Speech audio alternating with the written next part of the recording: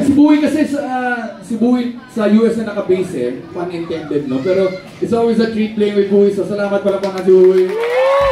Actually, pakilala na natin yung banda. Una-una pala po natin si Gabriel. 2 years na pala yung 2 years ago, no? Sa mga nakasubaybay, 2 years ago, Gab struggled with cancer. And ngayon sabi na naman, mukha siyang kupal ulit. Note-noted ulit ng porn, ganyan. Yan ako na nakakatawa kasi una-una, salamat sa 12 Monkeys kasi naging instrumental kayo sa recovery ni Gab. Ang daming mga banda na nag-fundraising na concert para kay Gabriel. Pati yung mga bandang hindi namin ka-close tulad ng freestyle, hindi naman kami magkaibigan ng mga plastic, pero kamikasi, di ba? Kahit mga addicts sila, okay lang. Addicts sila, pero mabait naman. Pati nga side E eh. Side E? Addict din eh? Diba addict din eh? Hindi, pero di ba kasi tanda ni Darius yun eh.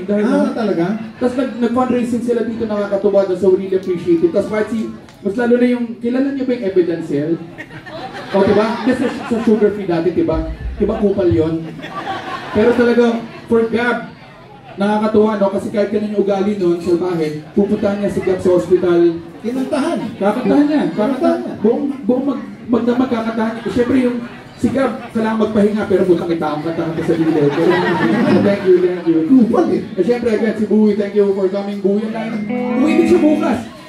Umuwi na siya dito para na sa gig na to. Ganun ka grabe. Siyempre si Dindin, drummer namin gig na grade 2 pa lang.